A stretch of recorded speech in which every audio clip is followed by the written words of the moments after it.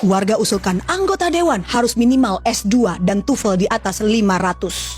Sangat setuju, karena yang mewakili rakyat harus lebih pintar dari rakyat. Tapi pastikan S2 tersebut asli, bukan hasil membeli ijazah palsu.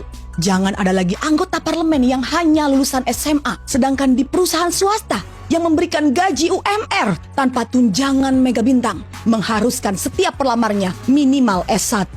Anggota parlemen juga harus memberikan SKCK yang menjelaskan kalau mereka bukan bekas koruptor, narapidana, atau apapun yang bersangkutan dengan hukum. SKCK hal yang sangat biasa. Bahkan untuk melamar pekerjaan yang bergaji UMR pun diperlukan SKCK. Sama untuk pekerjaan lainnya. Mereka juga seharusnya mengantri untuk tes tertulis dan juga wawancara. Tidak perlu coblos-coblos karena menghabiskan uang negara. Seharusnya dibuat kontes besar yang disiarkan seluruh stasiun TV Indonesia seperti ajang Indonesian Idol atau Indonesia's Got Talent. Mereka yang terpilih dari tahap seleksi akan maju ke babak berikutnya, ditonton oleh seluruh rakyat Indonesia, memaparkan visi dan misi mereka, dan rakyat akan memilih melalui voting SMS. Lebih efektif dan efisien dibandingkan harus mengeluarkan dana kampanye.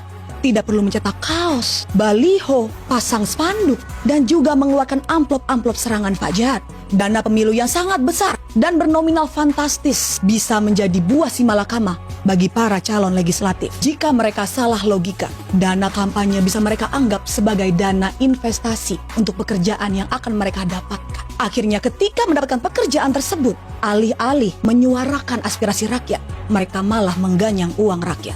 Sama seperti orang mencari kerja kebanyakan untuk menyandang status yang sangat prestigious. Mereka harus berpenampilan menarik, good looking, IPK minimal 2,75.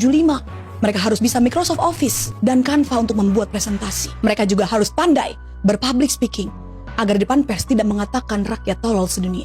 Jika mereka bisa semua, benar-benar menguasai ilmunya, mereka tidak butuh lagi staf khusus di bawah mereka yang menghabiskan uang negara. Kalau perlu, mereka harus dibekali ilmu bela diri supaya tidak perlu lagi ada tunjangan pengawalan.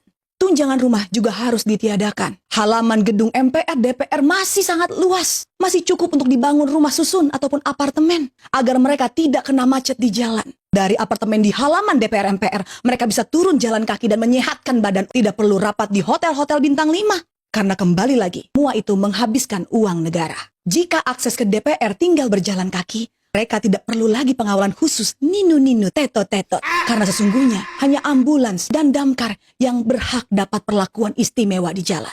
Dan yang terakhir, tes yang paling penting harus dites bagaimana konsentrasinya selama rapat. Jangan sampai ada yang bermain judol ataupun tidur saat rapat berlangsung.